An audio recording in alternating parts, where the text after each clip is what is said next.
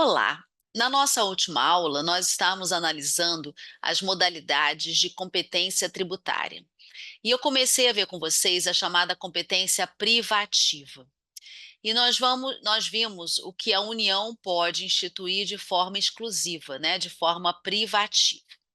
Então, hoje nós vamos continuar a análise da competência tributária privativa, vendo a situação dos estados, municípios e Distrito Federal. Então, vamos começar pelos estados. O que os estados têm dentro da sua competência privativa? Ou seja, somente eles podem instituir os impostos do artigo 155 da Constituição Federal de 88. Então, quais são os impostos estaduais? ICMS, Imposto de Transmissão, Causa-Mortes e Doação, e o IPVA. Então, em relação aos estados, a competência privativa se resume aos impostos desse artigo. Municípios. O que os municípios podem instituir de forma privativa? Os impostos previstos no artigo 156 da Constituição, que são os impostos municipais, né? Então, IPTU, Imposto de Transmissão Intervivos de Bens Imóveis a título oneroso, que é o ITBI, e o ISS. Em relação, além dos impostos, os municípios também podem instituir de forma privativa a chamada contribuição de iluminação pública, a CIP ou COSIP. Né? Em alguns municípios, as leis fazem menção à CIP, né, a Contribuição de Iluminação Pública, e outras, como é o caso do Rio de Janeiro, para a COSIP, né, Contribuição sobre Iluminação Pública. A mesma coisa, é uma questão de abreviatura. Né? Essa contribuição ela está prevista no artigo 149, letra A da Constituição, né, pela letrinha. Obviamente, vocês sabem que ela veio por uma emenda constitucional. Né, a COSIP ela veio substituir a antiga taxa de iluminação pública, a TIP, que nós vamos ver que foi considerada inconstitucional pelo Supremo Tribunal Federal. Né? Então, a COSIP também é uma contribuição municipal. Em relação ao Distrito Federal, o que eu acho que é mais importante é que o Distrito Federal ele tem uma competência tributária híbrida, ou seja, ele pode instituir tudo que for da competência privativa dos estados e tudo que for da competência privativa dos municípios. Então, você vai ter no Distrito Federal uma cobrança de ICMS, de instituição e cobrança de ICMS, e vai ter também uma instituição de ISS, IPTU, que são tributos municipais. Mesma coisa da COSIP, né? O Distrito Federal também pode instituir COSIP. Então, toda a sistemática do Distrito Federal, e isso é interessante até para discussões que a gente vê na prática, é que ele tem atribuições de estados e municípios. Né? Isso está previsto expressamente, essa competência híbrida, no artigo 32, parágrafo 1º, 32, parágrafo 1º, combinado com o artigo 147, combinado com o artigo 155, caput, todos da Constituição Federal. Então, 32, parágrafo 1º, 147, caput, e 155, caput. Né? E vocês vejam que isso é importante, porque para algumas temáticas, por exemplo, propositura de ADI, propositura de ADPF, que eu acho que interessa muito às discussões de federação, né? A DPF, o governador do Distrito Federal tem legitimidade para propor a DPF. Por quê? Porque ele tem competência de Estado. E muitas vezes a gente vê que as discussões municipais, ou elas vão chegar, as discussões constitucionais, né, de municipais, ou elas vão chegar, na maioria das vezes, por RE com repercussão geral, porque não cabe a DI de lei municipal. Né?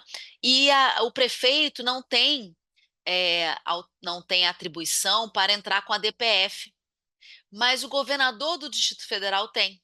Então, o que é interessante é que, em alguns casos, foram propostas ADPFs pelo Distrito Federal, mas para discutir questões municipais.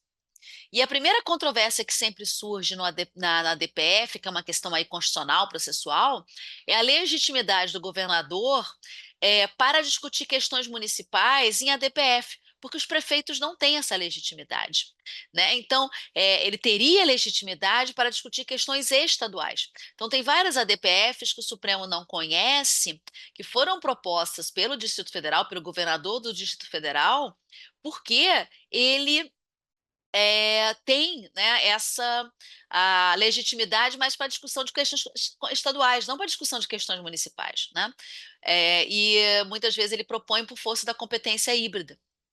E isso é importante também para a repartição de receitas, né? Depois, com calma, no direito financeiro, quando vocês forem estudar a Constituição e o direito financeiro, né? Porque repartição de receitas, como eu mencionei, é uma questão de financeiro, né? Porque tem a ver com a arrecadação, os titulares da arrecadação. E não da competência tributária, né? Que é uma questão tributária. É interessante que o Distrito Federal ele entra na repartição de estados e municípios, né? Porque ele tem essa competência tributária híbrida, né? Então ele tem essa duplicidade, né? Então você tem sempre essa dualidade em relação ao Distrito Federal, tá? Então isso é algo que é relevante, que é importante. Então nós fechamos competências privativas. A segunda modalidade de competência que eu gostaria de tratar com vocês é, é uma modalidade nova, porque foi introduzida pela reforma tributária, né? Pela emenda constitucional 132 de 23, é, que é a chamada competência compartilhada. Ela veio com a emenda, ela não existia antes, né? Ou você tinha competência privativa ou residual, mas você não tinha competência compartilhada. E ela foi trazida, né, e ela se encontra hoje no artigo 156, letra A da Constituição Federal. 156, letra A. E ela diz respeito a, ao IBS, que é o Imposto sobre Bens e Serviços. E eu vou ler com vocês, que foi criado pela emenda, né? E eu vou ler com vocês o artigo 156, letra A. Ele diz: lei complementar instituirá imposto sobre bens e serviços, que a reforma tributária é uma reforma que diz respeito à tributação do consumo, né? Então tem a ver com bens e serviços, de competência compartilhada entre estados, Distrito Federal e municípios. Às vezes o Distrito Federal está sempre junto aos estados e também aos municípios, porque a competência, eles estão sempre, o Distrito Federal fica, sempre que você tem estados e municípios, você vai ter o DF, né? Então, aqui é uma competência compartilhada.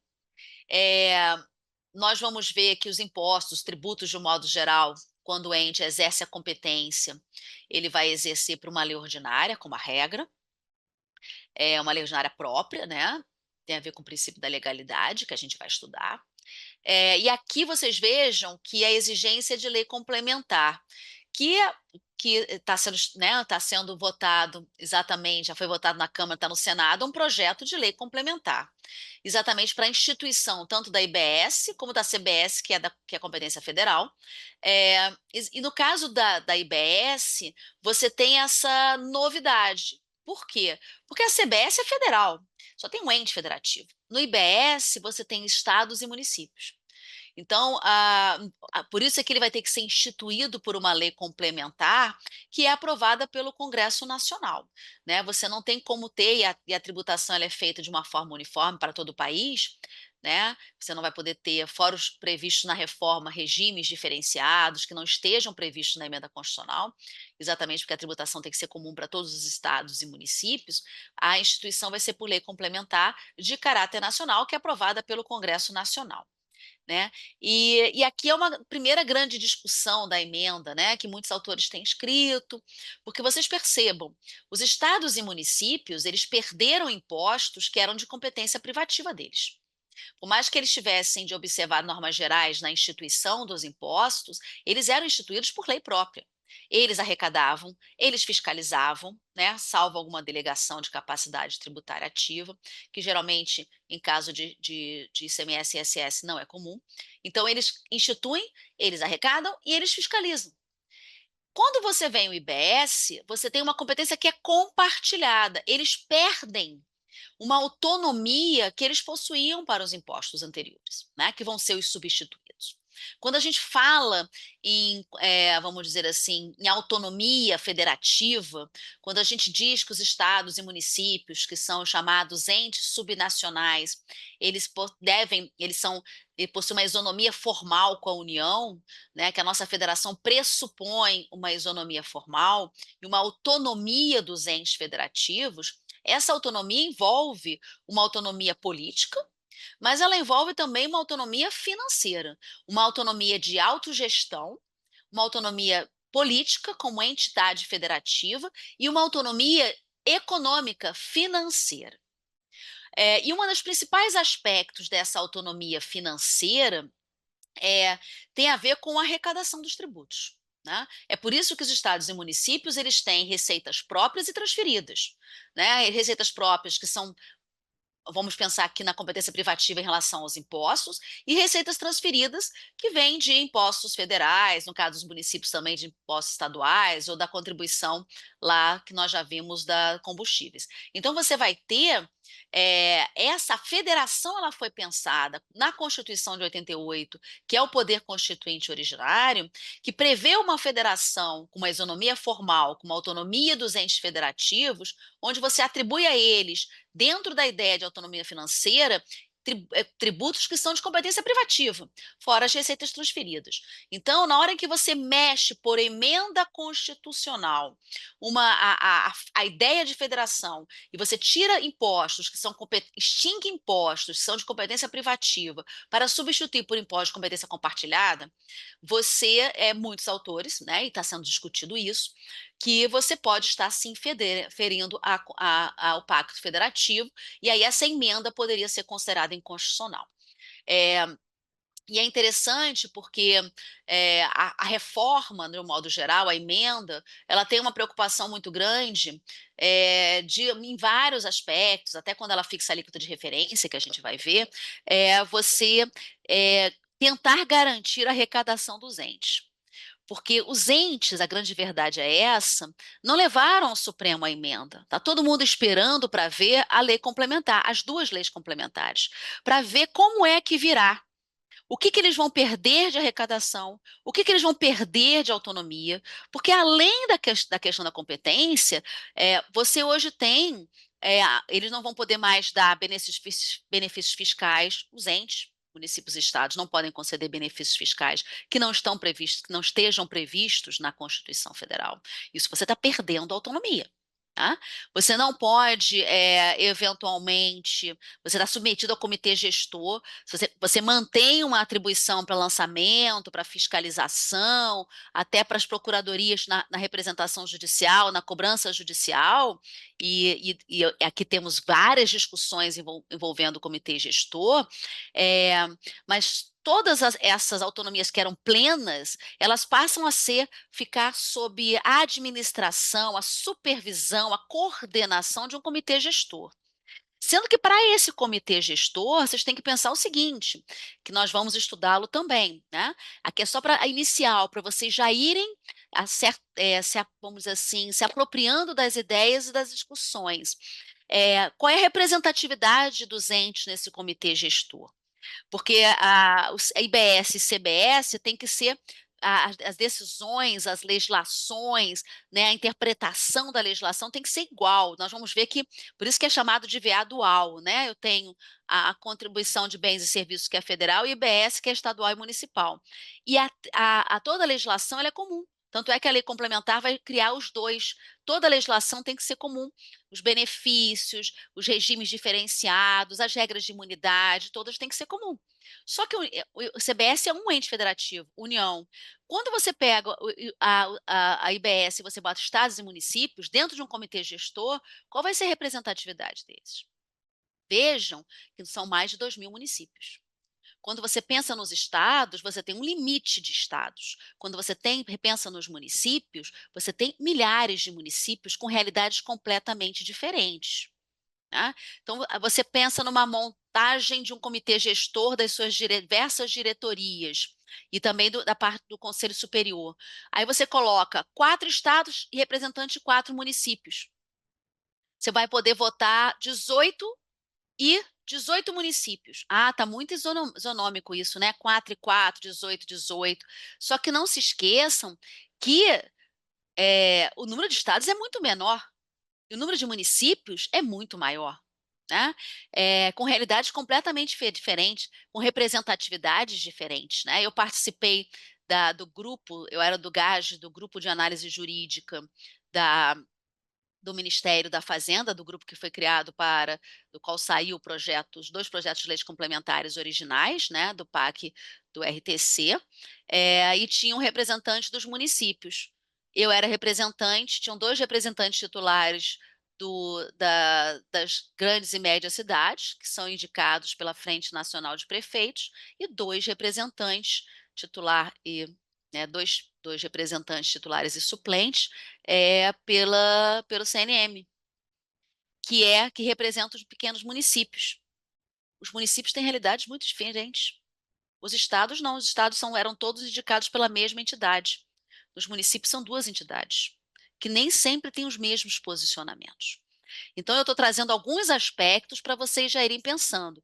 Então, tem autores, alguns autores até como o Ives Gandhi, a Isabel Derzia, sempre questionaram a constitucionalidade dessa reforma, exatamente, e está todo mundo esperando como é que será, né, essas leis complementares, porque dependendo de como venha, vai ficar muito claro que os entes federativos, especialmente municípios, eles poderiam perder arrecadação, perder poderes, perder autogestão de um imposto que é fundamental para os municípios grandes, né? ISS tem municípios pequenos que o ISS vai ser extinto em 2033 e tem municípios pequenos que nunca exerceram a competência. Tem município pequeno que criou o ISS simplesmente para cumprir o artigo 11 da Lei de Responsabilidade Fiscal, aquele parágrafo único que nós estudamos aqui, para que eles não perdessem as receitas, os empréstimos, né? As transferências voluntárias. Então, assim, são realidades muito distintas. Pode ser que para um município pequeno não faça diferença, ele já vive de receita transferida mesmo, ele vai delegar para o Estado, para o município maior a cobrança, tá ótimo, do IBS. Para ele não tem relevância. Mas capitais como o município do Rio de Janeiro e São Paulo, que arrecadam muito, e o ISS, eles podem ter perda de receita, de arrecadação, por mais que a reforma prometa que não, né? Tudo vai depender de como vier a lei complementar e como será efetivamente cobrado esses impostos. Então tem a competência compartilhada, já está gerando muitas discussões, ok? E à medida que a gente vai estudando, e eu vou falar aqui da reforma, né, do IBS e da CBS, vocês vão perceber, nós vamos aprofundar nessas ideias e nesses pontos, ok? Então, essa é a segunda modalidade de competência. A terceira modalidade de competência é a chamada competência residual. Essa competência residual, ela está prevista no artigo 154, inciso 1 da Constituição Federal. 1541. O que é uma competência residual? Ela é atribuída à União para instituição de impostos, e o artigo 154.1 trata de impostos, e contribuições para a Seguridade Social, e aí o artigo que trata da contribuição para a Seguridade Social é o artigo 195, parágrafo 4º da Constituição. Então, é a competência atribuída à União, só a União tem competência residual, para criar impostos e contribuições de seguridade social que não estejam previstos na sua competência privativa. Então, além de todos os impostos federais, de todas as contribuições que já são da sua competência privativa, ela pode criar novos impostos e novas contribuições de seguridade. Seguridade, financiamento, previdência, assistência e saúde, né? Seguridade significa isso. Então, ela tem uma possibilidade de criar algo a mais, além do que aquilo que já está expresso na Constituição Federal. É claro que para ela exercer a competência residual, ela precisa preencher requisitos. Então, vamos ver os requisitos. Eu vou ler os dois artigos com vocês. O de imposto, que é um 541, e o de contribuição, que é o 195, parágrafo 4º, para vocês entenderem como é que funciona isso na prática. Então, vamos começar pelo dos impostos. A União poderá instituir 154, inciso 1, mediante lei complementar. Então, o primeiro requisito é que aqui a Constituição exige lei complementar para a instituição da contribuição. Na hora que a União for exercer a sua competência, criando, instituindo aquele imposto novo, ela precisa adotar lei complementar. Porque exatamente tem vamos dizer assim, um quórum diferenciado, né? Então ele diz: mediante lei complementar, impostos não previstos no artigo anterior. O artigo anterior é o artigo 153, que trata dos impostos federais. Então, além do que é a competência privativa dela, impostos federais, ela pode criar novos impostos por lei complementar. Desde que sejam não cumulativos, então esse é o segundo requisito. Então, lei complementar, primeiro requisito, sejam não cumulativos, segundo requisito, e eu já vou explicar, e não tenham fato gerador ou base de cálculo próprios dos discriminados nessa Constituição. Então, não pode ter fato gerador ou base de cálculo próprios dos discriminados nessa Constituição, ou seja, de impostos federais, estaduais e municipais que já existam. Tem que ser um fato gerador ou uma base de cálculo novas, tá? Ela tem que ser criativa. E a União sempre é criativa, né? Os entes, de um modo geral, são criativos. Então, assim, mas aqui vocês vejam, ela tem que utilizar um fato gerador e uma base de cálculo nova. Ela não pode adotar um que já sirva para impostos federais, estaduais e municipais. Tem que ser um novo. O que eu acho que aqui é mais específico e talvez nem todo mundo consiga entender bem, que é importante para o ICMS, por exemplo, e para o IBS, né? Porque também ele é não cumulativo, é que você tenha a ideia do que seja a não cumulatividade, né? Qual é o conceito de não cumulatividade? Não cumulatividade, o princípio da não cumulatividade, ele significa que você deve a prever sempre uma sistemática de créditos e débitos, que é o que a gente chama de uma compensação financeira. Não é compensação tributária, é uma compensação financeira. Por quê? Porque você tem um débito e a legislação vai lhe autorizar lançar algo como crédito e fazer um abatimento. Então, você só vai recolher a diferença entre o crédito, entre o débito e o seu crédito. No caso do ICMS, o que você pode abater? Qual é o conceito de não cumulatividade no ICMS? Em cada operação de circulação de mercadorias, porque o ICMS tem a ver com circulação de mercadorias e prestação de serviços, em cada operação de circulação de mercadorias, você abate o que foi cobrado na operação anterior. Então, o industrial, ele vende a mercadoria, ele vai ter que recolher, ele vai calcular o ICMS da fase dele, e ele vai, que seria o débito, e ele vai abater o que foi cobrado na fase anterior, que é, por acaso, a fase do produtor. O que foi cobrado na fase anterior, ele lança como crédito. Então, vocês vejam que é uma compensação financeira. Ele calcula o valor que diria respeito à sua fase e ele abate como crédito o que foi cobrado na fase anterior. Quando a gente destaca na nota fiscal do ICMS, né, de uma mercadoria, por exemplo, onde você tem lá a nota fiscal de venda de mercadoria, quando você destaca na nota fiscal o ICMS, aquele ICMS é o que você abate na fase posterior, né? Então, por isso é que as mercadorias não podem circular sem notas fiscais, essa é a regra. Exatamente porque aquele destaque na nota fiscal vai servir como controle da cadeia, do que foi cobrado em cada uma das fases. E aquilo que você destaca na nota fiscal, e aqui é uma explicação bem simplificada, tá? Para vocês terem uma ideia, é o que você efetivamente vai lançar lá no seu livro fiscal como crédito para a sua fase. Tá? Então, não cumulatividade sempre vai ter essa ideia de créditos e débitos. E a lei vai identificar o que você vai poder abater. Quando você tem fases, como no ICMS, é mais fácil.